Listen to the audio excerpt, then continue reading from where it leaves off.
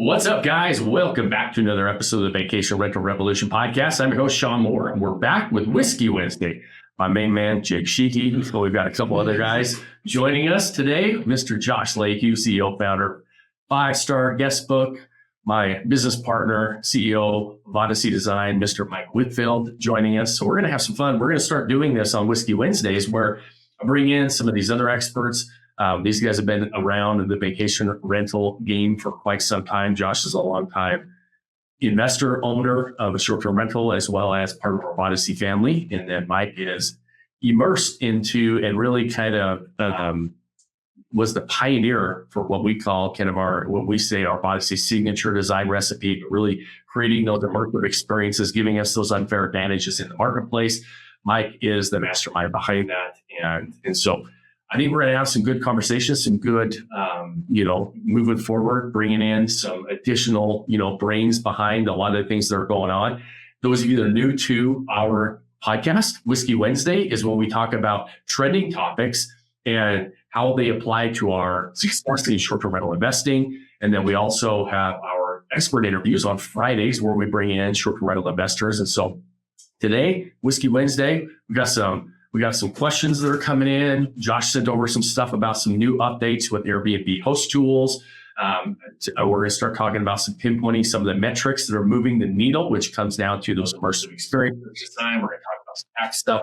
Since it is April 15th, tax day for a lot of us, that I should say, I shouldn't include myself inclusive into the us, because I always have April or October 15th, because I always file the extension. So some of you are having to pay your taxes right now. And so I push mine off. And so we'll talk about some travel cancellation concerns growing, some of the things going on in the world on the geopolitical side and how it affects short-term rental investors as well as the travelers. And so, guys, we're going to dive into it. So first and foremost, I always ask you a couple favors at the end of every episode. I'm going to start asking if you read the first of these episodes, because 58% of you that listen regularly do not subscribe. So hit the subscribe button, follow us, whatever platform you're watching or listening on. Those things really help the show grow. You guys know that you don't have to sit through a whole bunch of ads or sponsorship talk, because we don't run them on the show. So subscribe, whatever platform you're watching or listening on. That way the algorithm will help us grow the show it to somebody else is very much similar to you and might have some similar interest, and then the show gets in front of it. So those things are very, very helpful. We also had an email question from Andrea, and Andrea asked us and said, and as a reminder, always email in your questions to support@vodyssey.com, and we will make sure that we get those answered on an upcoming episode. Andrea's asking, do you think geopolitics are keeping people closer to home? And of course, all the other things getting so much more expensive. Do you think that they're going to be staying closer to home? So, Andrea, the answer to that question is yes. I do think that the drive-to destinations are going to become, especially in these kind of uncertain times. So anytime we see really uncertainty in markets, when we saw this during COVID, the last time we had a big disruption in the marketplace, is travelers still want to travel. People still want to go on vacation, but the drive-to destinations do become more attractive.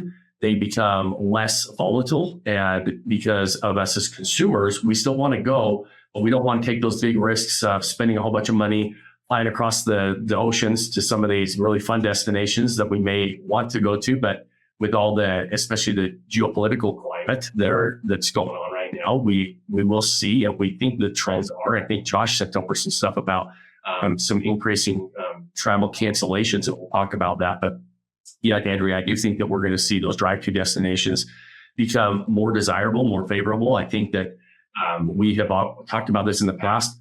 Short-term rentals are an economical way to travel. And so as things get more and more expensive, we start to think about, hey, I still want to go on this vacation, but maybe I could go with a friend or a family member. We can split the cost, because a lot of short-term rentals have full kitchens and we don't have to go out to eat every day. And we can, they've got multiple, bedrooms, and we can house, one or two different families splitting the bill there. So it becomes more economical. So lots of different reasons why I think that's going to be the case moving forward. And so, Josh and Mike, any comments on that? I think that Josh, you got some, probably some thoughts on that as you're looking at some of the cancellation trends.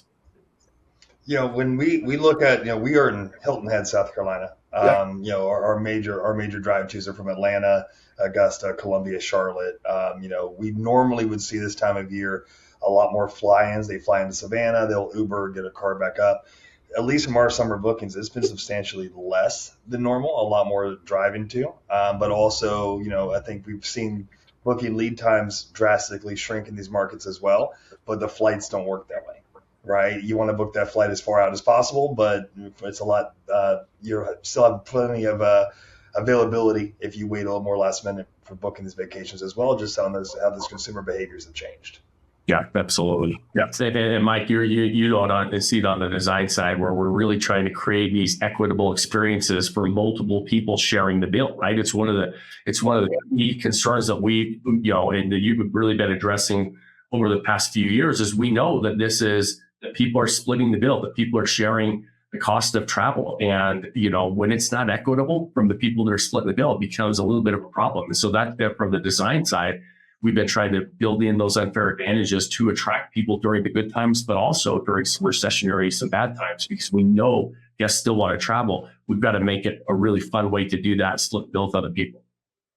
100%. And to this point, right, the longer that you've put off booking that travel, the more expensive that travel gets, which means the more I'm spending going on this vacation, which means even though it's not your fault as the short-term rental homeowner that all that extra money had to be spent. Yeah. It's not your fault that I waited to the last minute to book it because I was going somewhere else and got a little gun shy because of the geopolitical turmoil and I feel like I just want to stay home. None of these things are the STR owner's fault, yet they bear the burden of the expectation of I spent all this money, thus I want to get as much as I can out of the vacation that I'm about to go on. So to your point, Sean, if you get there and I've got a primary suite that's just absolutely tricked out to the nines, and then I've got like the guest room and then I've got the kids room. And typically, if you think in terms of a normal home decor, as you go away from the master or primary to the guest, to the then kids rooms, etc., the quality of the experience tends to drop because we're thinking, oh, I don't need to spend as much on the kids room, or I don't need to do as nice a thing in the other guest bedroom as I do in the primary. And then what happens is, as you said, when people show up and they're splitting these bigger bills to be there and they get there and I got shafted with the lowest end kids room off on the corner, I don't feel like I got my money's worth. And now your review bears the burden of the unequitable experience. Yeah, 100%. And it's exactly why you have to think about this on the front end of all. We have to think about, okay, how do I give myself these unfair advantages throughout this entire process? And it's not always during, like, we think about it when something is happening to us, right? Oh, crap, there's a war right now, or there's, gas prices skyrocketed. All these decisions we're making are to help, because like you said, it's not our fault that we went to war. It's not our fault the gas prices are going up. I mean, we could say, well, it's not my fault. So, but you bear the brunt of the problem, right? And so the performance is going to be based on that problem that's going out there. And so this is why it's so important when you are buying the right property in the right area. Drive-to destinations. We love drive-to destinations, always have, always will. We think they're the most recession-proof type of destinations. We want to be 2 to 4 hours outside of major metropolitan areas because we know that in good times and bad times, people are going there. So we make those decisions, good or bad times, right? Then setting these properties up. Just going back to Andrea's question, do I think this is going to happen? Yes, I do think it's going to happen. Well, what did I do a year ago or 2 years ago when I bought the property to put myself in a position to succeed during this type of an environment, right? And so, and a lot of that comes down to, I just saw an article recently about one of the biggest traveler complaints when sharing spaces is there's not an equitable experience across the board. And it's saying, well, who gets the master bedroom? And then who gets the guest bedroom? That's, we decided just because it's a guest bedroom, I'm not putting king mattresses in there. I'm going to throw a queen in there. I'm going to throw, a full in there to maybe save a little bit of money, or maybe it's a little bit smaller bedroom. All of those things come to fruition right now when the consumer gets more discerning with their money. They're getting a little more, they're more than one person's paying the bill and making decisions. All of a sudden, sometimes it's really hard to go readjust, right? You should be readjusting if you're not putting yourself in that position, in my opinion. But those decisions you're making during that acquisition, the setup, you made those decisions a year or two ago sometimes, and you're getting the benefits of those decisions now. Maybe right after COVID, it really didn't matter, for example, if you made the right decisions and had an equitable experience, because the supply demand gap was so out of whack that if you had a short-term rental, you were printing money, right? And so I think that was because of their decisions. It wasn't. That was market. But when the market shifts the opposite way and the buyer becomes a lot more, selective, and they start to say, hey, listen, I want this and I don't want that, and we're looking at this and we're not looking at that, all of a sudden, those decisions are going to set you up in a position to succeed and or set you in a position to just be a race to the bottom on price because you didn't give the consumer a compelling reason to book it. And a lot of it is how you're setting it up from the very, very beginning. And so go back up to the top of that there, Jake, so I can, when we talk about the metrics that are moving the needle the most in short-term rentals, and I have some thoughts on this, whether it's right property, right location, design, creating that unique immersive guest experience, and then marketing it, being able to articulate it. Josh, anything that you're seeing on the front lines when you're looking and working with a lot of these investors, you work with a lot of our members, you do property audits with them, you start to see some of this, but what are some of those metrics that we feel like, and you're seeing that are moving the needle the most right now? I think, when you look at those metric breakdowns, it's a fun, top of the funnel down, right? And at the very top of that funnel is first page impressions, right? At a certain point, we have to understand across those metrics how the math works. If Nike sells out of extra large shirts, they just make more shirts and send it out to distributors. End of story. We only have 30 nights of availability, right? So our inventory is capped so that our like equations are pretty finite because we have a variable that can't change. Right. So this first page impressions, if you are seeing that you're on that first page impression massively among your comps, the market is liking what you're doing. And if the market's liking what you're doing, those platforms, your OTAs, your Airbnb, your VRBOs, they're going to continue to like what you're doing, right? The customer's happy with what they're seeing. They want to click on your page. They want to immerse themselves into your world. They want to book. And then essentially you're making those companies money. So that to me is the biggest indicator of a property that's doing well is first page impressions. I think from there, everything else trickles down into that. You could have a lower than average booking rate, but if your calendar's full and you just don't mathematically have more inventory to offer, but your first page impressions are 10, 20 times that of your competitor, you're winning that game. And I think it's a big piece of it there where people focus on one single metric without understanding the full scope of all the numbers that come into play. Yeah, I love it. And marketing is about attracting that customer, converting the customer, retaining a customer. Mike, you talk about how people are winning that booking before people even, like the guest and the consumer is, they're scrolling so fast. You can't even, unless you can just stop that scroll. You have to have that scroll stopper type of stuff because things are going, we're consuming so much content, so much information. When we're looking at properties, we're looking at so many properties and they all kind of become the same, right? They become very comparable. Like you talk about this a lot too. So I'll let you kind of expand on that. But you win the game in the very, very beginning by being able to kind of have some sort of a pattern interrupt. You don't have a pattern interrupt by blending into the crowd, right? You don't have a pattern interrupt by being the same as everybody else. Now, we don't have the luxury of throwing a bunch of clickbait stuff out there. I still have to be a pattern interrupt by actually being different, by actually creating and standing out in a category of one. And then because I can't use like in property, when people are searching for properties, I can't just throw, a picture of a lady in a bikini to stop the scroll, right? Like they do on your Instagram feed at the time if you're a male over the age of 18, right? It's like the algorithm knows. It's like, how can I stop the scroll? We can't do that, right? Is my point. We have to still have very relevant, pertinent, property images or experiential type of images that don't blend into the crowd. That's difficult to do, right? Well, the reality is, Sean, if a guest can compare you, then you've effectively already lost, right? Because now you're in the majority of the 80 to 85%. Most hosts are unknowingly competing on the worst possible thing, comparison. Yeah. We've looked at the market and we said, oh, what are the top properties doing here? I want to be like them. What you're doing is you're just saying, I'm going to do more of the same. And the more people that look at that and then try to be that, look at that and try to be that, look at that and try to be that. Now guests are putting your listing side by side with 5 others and debating price, beds, and square footage. And now you're in a race to the bottom. Yep. So the goal should not ever to be to compete. The goal should be to eliminate comparison altogether. Because when a property creates an emotional connection, when it feels different, when it's unique, when it's intentional, when the converse shifts away from should we book this to I have to book this before someone else does, now you're winning. So to say it as blunt as possible, if your listing is easily comparable, it can be replaced with something else. Yep. The second a guest is looking at you and all these other properties, the price war is not where you win. So we're trying never to play that game by designing properties that remove themselves by saying, I want that one.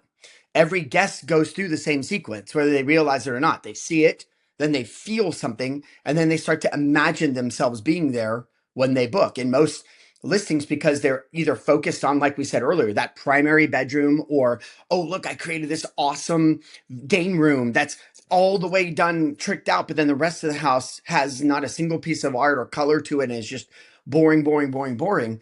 Those don't make you feel anything. The good ones make you feel something. The great ones make you start to picture yourself there. Oh my gosh, this kid is going to love that. Oh my gosh, this friend who's going in with me is going to love this. Oh my gosh, my husband is going to love this, or my wife is going to love this, or my grandkids are going to love this. You're imagining the trip in the space before you even clicked on the listing. And that's not something that just happens by happenstance. That is an intentional design paired with intentional storytelling. So most people think the booking begins when someone starts to read the listing. It happened before they even started to scroll. And when they start to scroll, the sequence is very simple.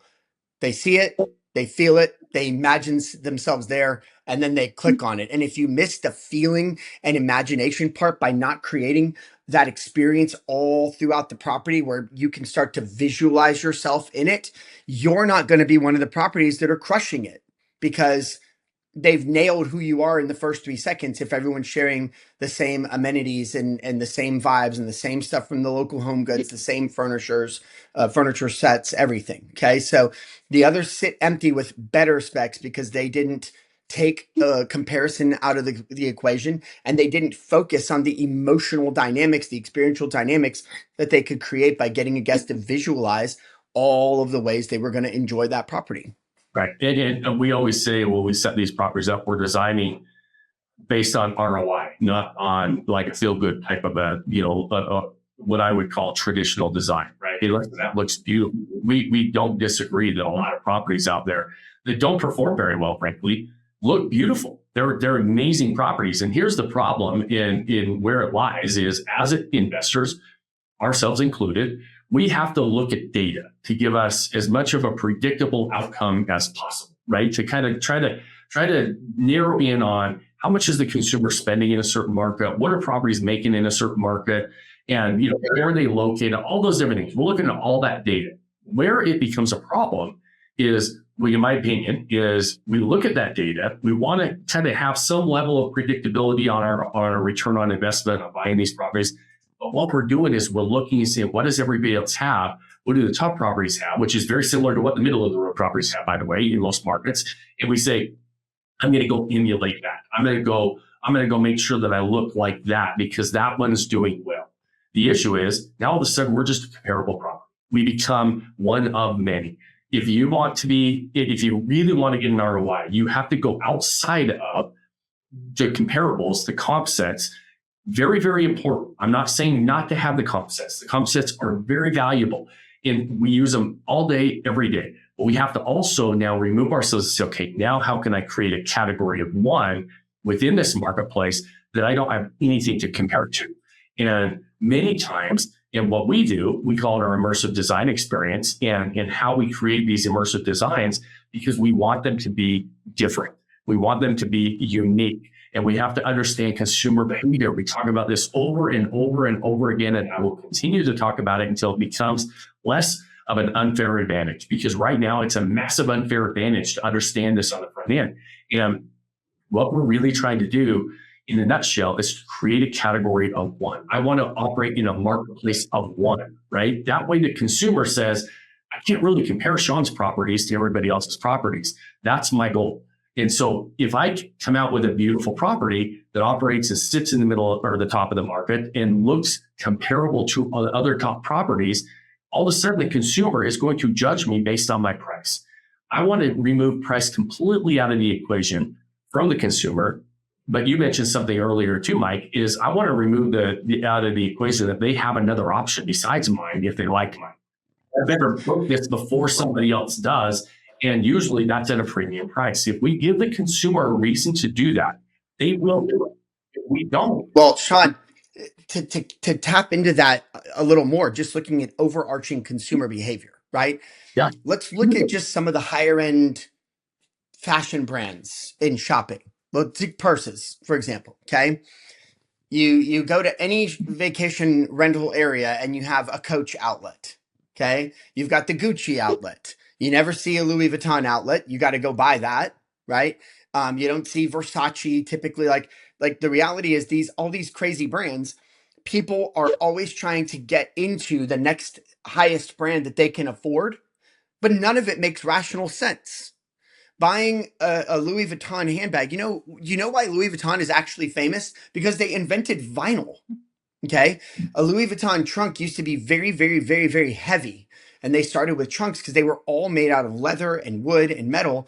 And Louis Vuitton was the first thinker to go, we're going to figure out how to use lighter weight materials that still hold up to travel. Thus, vinyl was born. And what most people don't realize is most Louis Vuitton bags are vinyl printed bags with leather trim that you're paying $2,500 to $5,000 for. Why do people do that? Because sales are about psychology, not just pretty things. Because there are plenty of prettier bags than a vinyl Louis Vuitton printed bag that don't outsell Louis Vuitton. When it comes to short-term rentals, a lot of people think that design is about making the space look nice. But the highest performing properties aren't just designed for looks, they're designed for decisions. Okay. So with that Vodyssey signature recipe, the lens looks different. We're not asking, does this look good? We're asking, why is someone traveling here? Who are they when they travel here? What's their family composition? What are they looking for? What do we want them to feel? And what do they want to feel when they walk in the door? Because bookings aren't happening pragmatically from logic here. Because it's not logical to buy a Louis Vuitton bag. It's not logical to buy a Gucci bag. It's not logical to buy these brands. But if you go to many, many places, there's like 100 of these stores selling at full price. Like go to Vegas. It's in every shopping mall. But how are these stores surviving? Because people shop emotionally. And if your space doesn't create feeling, it doesn't create demand. So you have to start designing for approval and start designing for action. Okay. Like don't try to impress your friends, or worse, don't design it like your personal home. Does this look nice? Do I like it? Or what are people going to say about this? Are my friends going to think it's weird that I did this? The only literal question that matters is the decision I'm trying to make going to make someone want to book me over somebody else? Design isn't decoration, it's marketing. Yeah. We're designing for behavior, emotion. The moment where someone goes in and says, this one feels different, that's the shift. Approval of a good design doesn't pay you anything, but call to action because you've created emotional connectivity absolutely does. So you've got to create in a home, not create a home, create an experience in a home. Yeah. A home is functional, but an experience is vacation that never stops. Yeah, and it comes down to just like every premium brand also, why we always say we want to be a category of one. We want to be different. We want to be unique because inherently consumers understand scarcity, right? We understand exclusive brands limit how many, like there's a limited run on stuff, right? And so if they can... Like to use the purse example, the Birkin bag, right? Yeah. There's only, it is a handful of people that get one every year, and they pay $20,000 for that. I said I want to talk about like exclusive, like leather handmade saddles or something like that. Like you're throwing me for a loop on the bags because I don't. Sorry, I got a whole lot of girls in my life. You're showing that you're outnumbered at home, Mike. Yeah, I got my wife, my daughters, all their friends. You're outnumbered. Yeah. No, I totally agree though. Yeah, there's a limited, we want to, and we don't get to talk to people. We literally have to articulate all of this through literally scrolling on a platform, on Airbnb, on Verbo, on Facebook, on Instagram, for doing direct. Yeah.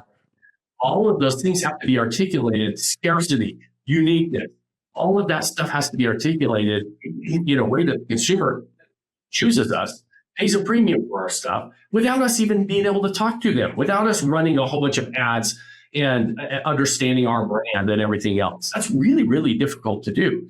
But when you kind of figure out the recipe, it is absolutely doable, right? And so it's one of those things that is, in my opinion, going to be our biggest unfair advantage moving forward. And like not to, Andrea's question was a great question. A lot of people want to know it, but a lot of people are focusing on, how do I become more affordable? What do I worry about, like with travelers not spending money? I promise you guys, in good times, bad times, there's always people who are going to struggle in the bad times, and you're going to have more people struggling than you have, during the good times. But there's a lot of people who are doing well during the bad times as well. There are people who profit during these times, and I've just found it much easier in business to focus on that group of people who are willing to pay a premium and not focus on the people that are on strict budgets and that are really struggling right now, because well, you know why? Is brutal. Because you're already booked when the problem happens. We're still limited. We truly are limited. There really is scarcity with what we do. We have 30 days a month to book. If I can now make it to where I am not a commodity, commodities do not trade at a premium. Never have, never will. Really nice, beautiful homes have become a commodity in the Airbnb, short-term rental, Verbo, all of that. That space has become, there's nice homes that are commodities in my opinion, right? And so you see this all the time while we're analyzing our members' properties and we're auditing properties. How often do you see a property, you're like, man, this is really nice. And it's hard to tell them, man, we're missing the boat because we don't have anything unique because everybody else is really nice, right? Can I light on that? You used the word analyze here, and I think it's a key word to light in on here, because most listings are practically invisible to the clients, and they don't even know it, because the reality is 80 to 85% of listings all look exactly the same. Same furniture, same layout, same safe decorating decisions, same safe pop of color or accent wall or safe wallpaper to give it something different. The problem isn't that any of this looks bad. It's that they look forgettable. Okay. And I want to make that perfectly clear, because a lot of times I'm analyzing, again, that word, a property, and I will start by saying your property isn't bad. It's actually quite beautiful. It's just not interesting. It's not different. And why I keep lighting on the word analyzing is that when most guests are scrolling Airbnb or VRBO, they aren't analyzing. They're simply reacting. Right. They're reacting. Okay. And if your property doesn't stop their thumb from scrolling in a couple of seconds, they didn't react to you moving them. You're already out of the running because they're already moving on. And now you're back in that funnel of comparison. So the real question becomes, as a property, are you trying to fit in with the market? You look at the top performers and go, what have they done? And then you say, okay, I'm going to do that. Or do you go, what didn't they do? What are they doing that's standard, right? The quality of goods, the general amenities, what we call the macro amenities, bedrooms, bathrooms. How many beds do you have? Does the furniture falling apart or does it look nice, right? These are all the things everyone's doing. Now the question is, what didn't they do? They didn't do the big art. They didn't do the big themes because they didn't know how. That's not safe. That's scary. They didn't do bright pops of colors that make you stop and go, whoa, this is a bunch of boldness in the middle of 80% of monotone earth tones that I got bored with and kept on scrolling and scrolling and scrolling. Again, not that it looks bad. That's actually the problem. It's all good. It's all clean. It's all furnished. It looks like everything else on the platform. And when 80 to 85% of the listings all look good, clean, pretty, nice, we call them model homes. You don't lose because you're worse. You lose because you're just forgettable. Yeah. right? Guests aren't sitting at their computers comparing spreadsheets. They're not analyzing like we are. They're not analyzing angles. They're not analyzing experience. They're scrolling fast and they're making emotional decisions. And if your property doesn't interrupt the scroll psychologically, then you're not in the consideration set. So the real issue isn't quality, it's sameness. Right. And now what we've got to figure out, and what we have figured out that makes us so unique, is we figured out how to be the same in terms of macro amenities, but to completely stand out in the form of micro amenities. The artwork, the color combinations, the experiential aspect of what we're delivering, that's what creates that emotional subset that keeps you from being in the comparative race to the bottom on price alone. Yeah. It's simple, but hard. Yeah. And it's, well, it is simple, but it is hard. Everybody wants the result. We all want the result. I talk to people all day, every day that say, hey, listen, this is what I want. And many of them already have properties. And we say, okay, here's what it's going to take. We need to do this, this, and this, or somebody brand new getting into it, right? We all want the view. Nobody wants to climb. It's the constant, I want this, but I'm not really willing to do the work. I'm not really actually then talking you into doing the work. I'm just telling you what works and what doesn't work. You choose whether you want to do the work or not. We have seen over thousands and thousands of properties at this stage. What's working, what's not working. It's why we talk about this on a podcast so you can listen in. It's why we got what we can do. We do at Vodyssey. It's why I wrote a book on this stuff.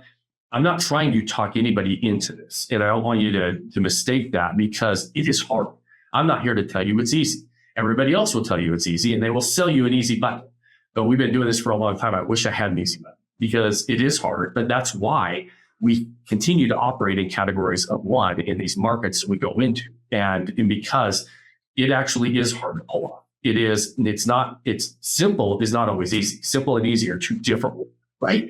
The process is actually fairly simple. It's fairly repeatable. It's a blueprint or recipe you can follow.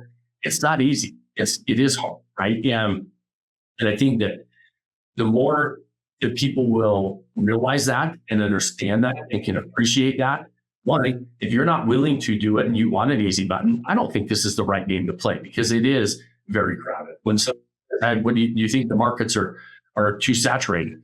For who? For us? No. I love saturated markets because it's an indicator of demand. Josh, you were just on a stage and you were the only one that said that, right? Everybody else is like, yeah, we're looking for unsaturated markets. We're looking for outskirted markets. And so for some people, saturated markets are a kiss of death because they just get lost in the crowd. For us, we like it as demand because we know what it's going to take to go win in those types of markets, but it's not easy. It is a lot of work. And there are things that you need to do that a lot of people are not willing to do, right, Josh? I was correct. You were the only one saying that, right? Yeah, man. I was in a couple different panels, and one of the panels was saturation's a dirty word, and I like that word. It's when you have an unfair advantage, it's really fun to play, right? Yeah, it is. If it's roulette is red, black, and some numbers, right? But what happens if you knew it was always going to be red, or you knew it was always going to be from 10 to 13? Right? I can play a really fun game that way. And so when you have the consumer behavior that, hey, we're continuing to spend money here. I'll use Hilton Head as an example.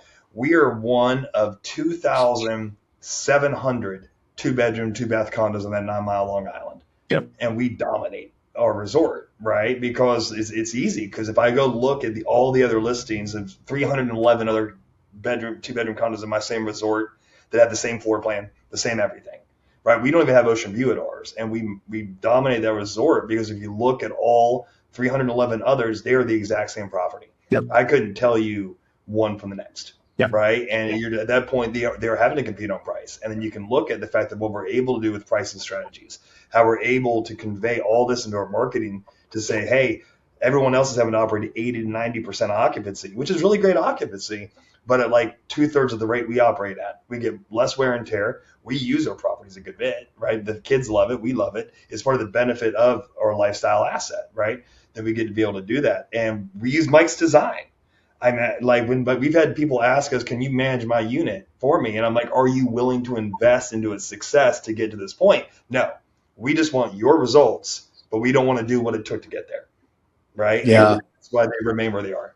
Yeah, and it happens over and over. That's why I say though, you got you're one of 2,000 2 bedrooms in a 9-mile radius. You're in a community with 300 homes that look exactly the same amenities, same proximity. You don't even have the best views in the area, yet you're dominating that entire marketplace. And because you're willing to do and put in, the steps that it takes to create a category of one, set yourself up to be a category of one, be different, unique, something that the consumer can say, yeah, I can actually see why that one's different, but I can't see why these other 300 homes are different.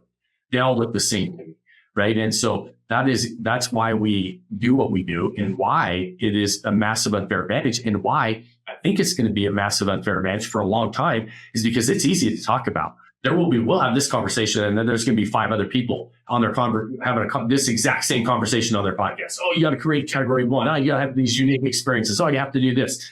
It's actually hard to do, and it is not easy to execute and be able to do that. And so, where we've had a lot of success doing it, but we're seeing how the results are across the board, different property types, different markets, different target audiences, all this kind of stuff leads back to one definitive thing: is if we can create a unique experience for a target audience that is different than what the other people in your market are actually offering, you have a really good chance of succeeding in the short-term rental game, because you're going to give the consumer a reason to book your property above and beyond everybody else's, but also give them a reason to pay you a premium price for it as well. And at the end of the day, that's what we want, right? And so, well, that's what high-end commodities sell.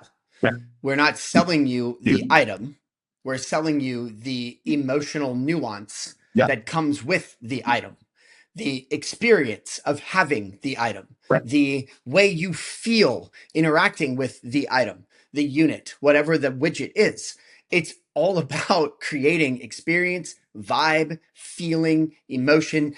You mentioned a couple of things to light on, Josh. Like, number one, you mentioned, I don't book my property out as much as everybody else does, but I book it out at a premium price so that it gets less wear and tear, and it's available for me and my family to use it more often than not.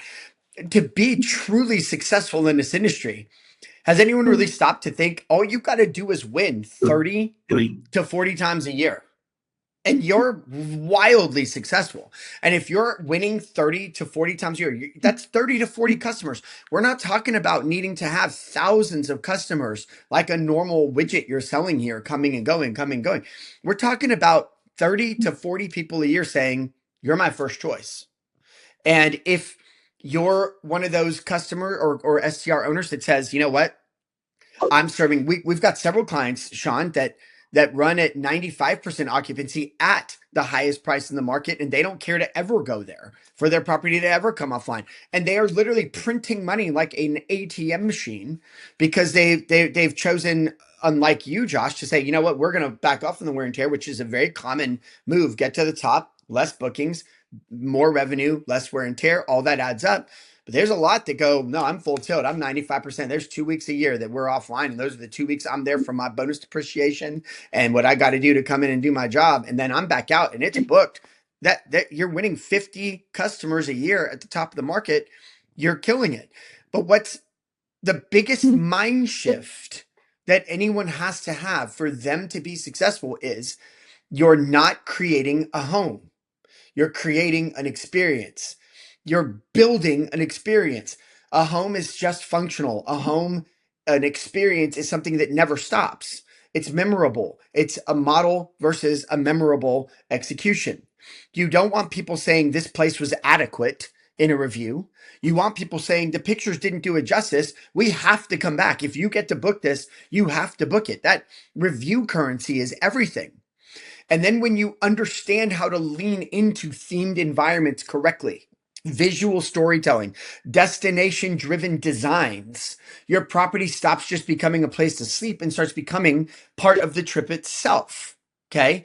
So the mindset to break, if you're listening to this and you're like, am I doing this? And to Sean's point, as I said earlier, it's simple but hard. Looking across a 100-foot ravine at another piece of land, it's simple to know we need a bridge here, but hard to actually build that bridge, right? It takes bringing in the experts and everything to do it. So it's simple to sit here and speak. As Sean said, every podcast is going to be out here saying these things, But do they actually know how to do it? Well, it starts with the mindset. We're not renting out a house. We're selling what it feels like to stay here. Don't miss this. Don't focus on the furniture. Focus on the experience. Focus on the storytelling. This is where we're celebrating. This is going to be fun. This is going to feel different than home. I've got news for you. I don't like staying at a home that's like my home. I don't want a home away from home. If my home was that great, I'd probably just stay there. Right? So if your property just feels like another house, then you've already lost to one that doesn't. And I think that the reason that the Vodyssey signature recipe works so well is we figured out a way to leverage dollars across the entire home in every single room, creating a unique experience that you can start to see yourself engaging with, that you can start to get excited about, that doesn't look like every other home, that makes you stop to scroll. All the things we've been talking about, the correct algorithm does. It's a simple algorithm after 30 years of figuring it out. Right. Yeah. It's it's simple because we've been doing it so many times, and we have been able to make so many mistakes. Like we've tested, iterated for years and years on this. And so, and it has become very predictable at this stage, right? Investing is always, there's an inherent risk in investing. Always. There's an inherent risk in always like, what should I do to this property? How do I'm like, okay, Sean, Mike, Josh, I'm buying into what you're saying, but I've got to now write a check or employ the right people to put this all together, right? And say, hey, listen, how am I going to actually do this? And there's a risk in doing that because we don't know exactly how the consumer is going to respond. We try to stack those odds in our favor by saying over what we talk about is well, we've actually seen hundreds and hundreds and hundreds of properties and how the consumers actually have responded to this many properties. At this stage, this is a theory. This isn't just talking about consumer behavior. It's saying how have we been able to apply this to properties. But it still comes down to data. It still comes down to analytics and saying, hey, listen, what is my best guess of what a consumer is willing to pay for something in this market? And it's really kind of sometimes hard when we're talking about this because I have to make these investment decisions based on the data available to me. But we're actually seeing in most of these markets, we are setting high watermarks, right? We can't underwrite a high watermark. You shouldn't underwrite, busting the top amount that anybody's ever paid in that market by 30%. Does it happen? Yeah, it does. But if I can't make it work at what they're actually paying, I'm going to struggle in this game because I still have to make those logical, analytical type of decisions as I've started to do this. And luckily, we've been able to still make money at the top of those markets with this, but then giving the market a reason to pay more than the top. So Josh, we're talking about some new tools that Airbnb came out with. You self-manage your property. You don't use all the fancy owner-reses and the PM property management systems. You just manage your property on Airbnb, like many of our listeners might be doing. And so Airbnb just dropped their new host tools that's kind of trying to compete with some of the things with like Price Labs, Rank Breeze. Is it mostly a price optimization tool? Talk to me about that because I don't know and don't manage my own properties, but talk to me about some of those tools that you're able to tap into. Is it because you obviously, you within our Vodyssey community, you're very familiar with our underwriting and help our members with a lot of underwriting with AirDNA. How is this tool helping you as a host, but also be able to look at the data and make really smart investment pricing type decisions? Is that mostly what it is? Yeah, I mean, like a couple of different ways. One, when we first started out, we had a PMS and we went through it, but the reality was I didn't need it. And it wasn't because it's a bad tool. It was just like, hey, from the way that I'm running the operation and the way that I like to get my hands dirty, there was paying $49 a month just didn't make sense. Why? I'm only using 2 of the features of the 87 others it has. I didn't need it, right? But from the hosting tool standpoint and what matters, I'd personally, no offense to any listeners out there, I would not use Airbnb's pricing strategies, right? Airbnb's pricing strategy is to make Airbnb money, not you money per se, right? And so I'm here to make me money. And so that's my priority focus for us. We use price labs, right? But we don't set it and forget it. I think leaving, you need to have your finger on the pulse. You need to understand why pricing changes are happening. If something looks off, it probably is, right? And if you can't identify why this is wrong, then we need to understand the why behind it. Within Vodyssey, we say this a lot, especially on our self-management calls. We are at Vodyssey, we are in an echo chamber of high performers. It's really easy to get lost in the nuances when you're at the top, and everyone else is at the top with you. But the majority of hosts are not, right? And the middle gets real messy. So a lot of the Airbnb host tools, the overall goal for them giving you this information, first and foremost, is to help their conversion.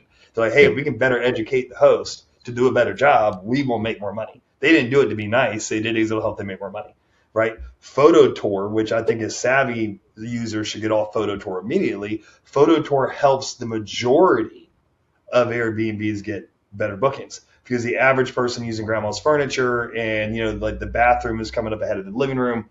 They just, hey, we're going to have the AI do it. You just sit back and relax. And to the average person, use Photo Tour, and that's fine. Those are a little more savvy. But from the host tool standpoint, you can see a lot of these comparable things on sites like Rankbreeze or Price Labs.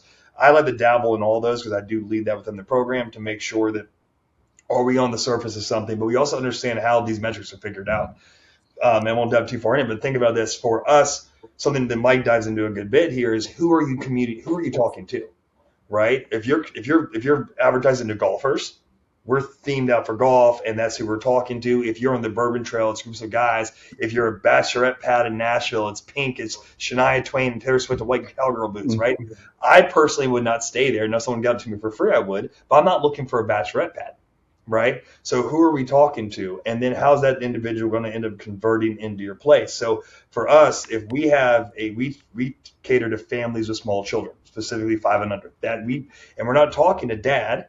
We don't care if it's credit card. We talk to mom, right? It's my wife's face on the listing because one, she's a lot better looking, and two, mom would rather talk to mom than me, right? So all that part there is at play. When we look at these host tools, though, a lot of the blanket ones, it'll say, oh, you're showing up on page 2 for 4 guests. Well, if I'm catering to families with small children, well, how's that guest dynamic? Is it 2 adults and 2 children, 2 adults, 1 child, 1 infant, right? But usually most of those sites are just blanket 4 guests. And so a lot of those rankings are not going to be indicative of where you truly are based upon who you're talking to, if that makes sense, right? Yeah. So like Rankbreeze, for example, I like Rankbreeze, but Rankbreeze is a pretty blind search, right? So if I can say, hey, if I'm a 2-bedroom unit and I book mainly to one family and their kids, and I'm on page 5 with 4 guests, go to an incognito window and go look up 2 adults and a kid and an infant, or 2 adults and 2 kids, and see where you show up then. And you may show up in a completely different place, good or bad, right? Based on who your conversion is. But we also have to understand, again, not too far on a tangent, that anything that we do on our end, good or bad, that potentially could affect Airbnb making money, right? You get punished for it, right? So if you had a guest canceled just because, hey, we're not coming in town anymore, thank you so much for the opportunity to give us the ability to cancel, even though we're being more flexible as a host to allow them to, it's not, they have that cancellation window, we actually get dinged for that. We get punished until a new review or new booking comes in, right? Those things, those small nuances. We had a member, I think last week on Whiskey Wednesday, about the smoking, someone smoking pot in the unit, right? And I had a call with her, right? And I was like, is it worth it? I was like, is it worth the ding to go after an extra $100 on Airbnb? And if you're crushing it, right, and the damage was severe, go for it. But in general, it's not worth the dip in the rankings you're going to get, because we are not their customer, we're their vendor, and vendors are easily replaceable. So I think a very long tangent there, but I think with the hosting tools, is a lot of ways for the average consumer who maybe doesn't dive into it that much to get a better overall understanding of how the process works. Yeah. Right. And it'll be better for everybody to understand the basic rules of the road. Right. We can all get on the road because we have driver's licenses, and we do that to make sure we all understand what a 4-way stop is. And some people still don't get that. Right. But in general, we still have like, hey, this is how everyone drives.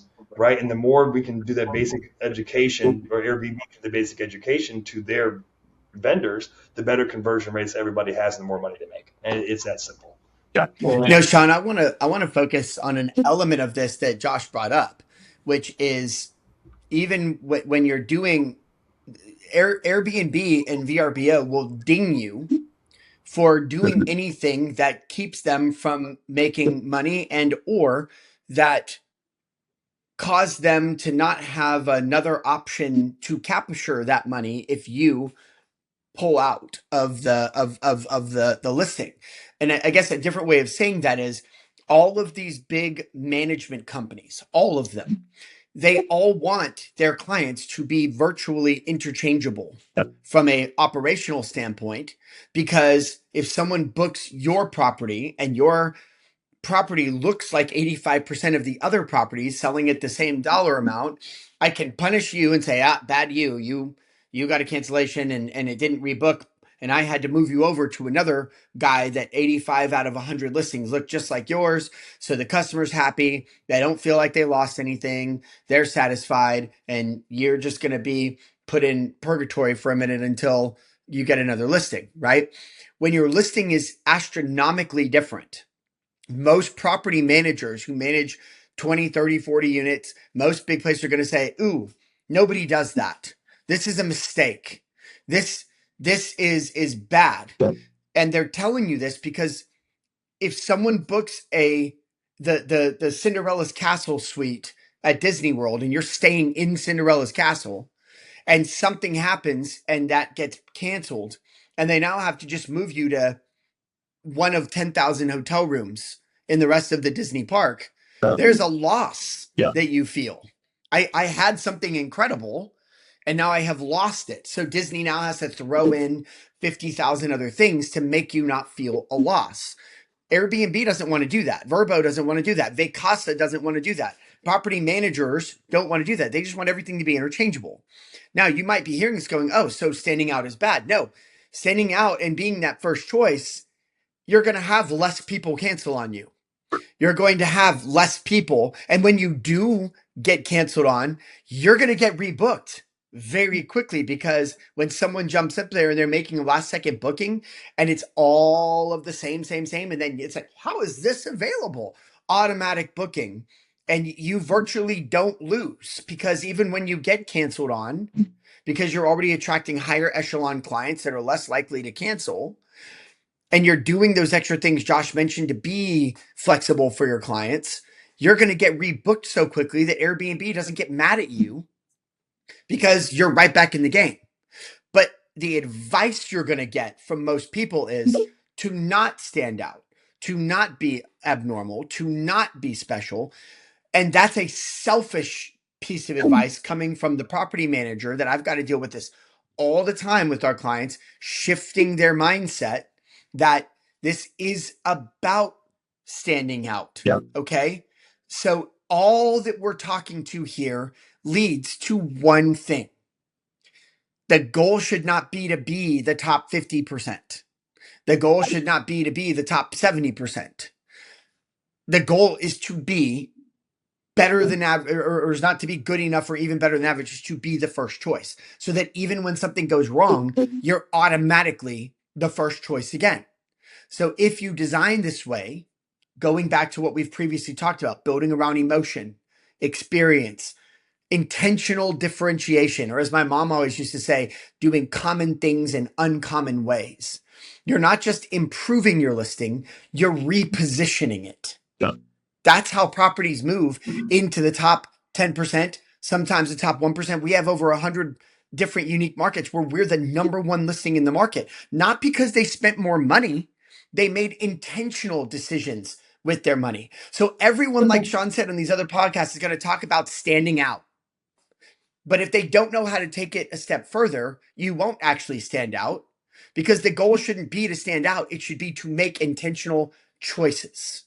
And if you don't know how to make those intentional choices, or what those intentional choices are, or if you're watching this right now and you're going, dang, Mike, everything you're saying sounds right. I don't want someone to open up 10 tabs and have me standing there where I'm being debated upon. I want them to just see my listing and go, if this is available, this is it. Because that's how you get from the top 10 to the top one or the number one listing. It is not by doing more or necessarily spending more. It's by doing different, correct things on purpose. And if you're not sure how to get there, everyone says, how do we work with you, Mike? The answer is join Vodyssey. We are Vodyssey Design. but we keep that for our clients so that that unfair advantage stays with us and not out there with the rest of the world. Yep. Yep. And next week, we'll talk about, Josh, you mentioned something too, when we talk about some of these unfair advantages and how we execute and the things that we think about, because there's so many layers of what we, like Mike is saying, making intentional choices along the way and really intentional executable points along the way is who's booking this property? Is it men or is it women? Right? Josh says, mom's booking the property. She doesn't want to talk to Josh. She wants to talk to your wife, right? She wants to talk to mom. Right? It's like, I don't want to talk to dad. I want to talk to mom. And so, Mike, I know you talk a lot about, who are like, what is a woman want in a property? What is a man? We'll hit on that next week. I think that'll be a really good topic too. Oh, that'd be great. Yeah, it's good. I mean, if you know what your client is looking for, then you know how to shape what you're doing for the client. Yeah. That simple. Yeah, absolutely. And so we'll wrap it up today, you guys. I know that we try to keep it right around that 45 to minutes to an hour, and good conversations. We're going to kind of change up our format on Whiskey Wednesday so that we have multiple angles. Maybe sometimes we disagree at times. We'll always be respectful of each other. Hopefully, we won't be throwing stuff. We won't throw our whiskey glasses at each other. How about that? And so, I know it is, as you guys are listening to this, it's Wednesday, April 15th. Happy tax day to many of you. If you are paying a big tax bill, we happen to know some way you can reduce that tax bill by buying quality assets in quality areas called short-term rentals. And there is a loophole that you could massively reduce your taxes. So if you are having a big bill this year and you don't want to do that next year, make sure that you're reaching out to us. We've got a lot of resources help you understand the advantages that short-term rental investing can be for that taxes. Those of you that have been employing that and are looking at your tax bill and saying, holy crap, I had this massive write-off and reduced my tax bill. I was able to put it into quality assets, quality areas. Congratulations, building a portfolio and letting Uncle Sam help you with that. It's always fun. I would much rather spend my money than the government spending my money. If all things considered, I'd rather keep it in my pocket. So let's continue that. So guys, happy tax day. Thanks for joining us. As always, we know your time is very valuable, and I very, very much appreciate you spending it with us. It means a lot. Remember the top of the episode, I asked you to share the show, but also subscribe. If you have more than 30 seconds, like it or review it on whatever platform you're watching, you're listening on. The final, most important thing I ask you to do is pick out one thing you can do today to start building that life you don't want to take vacation from. Cheers, my friends. Cheers, guys. Cheers. Thanks for joining us on this episode of the Vacation Rental Revolution podcast. Share this with other people you think need to hear about it. And don't forget to subscribe and leave us a review. Hey Grace, is there a website? Yes! For more amazing content and expert advice, visit Vodyssey.com. Thanks for listening, and we'll see you on the next episode.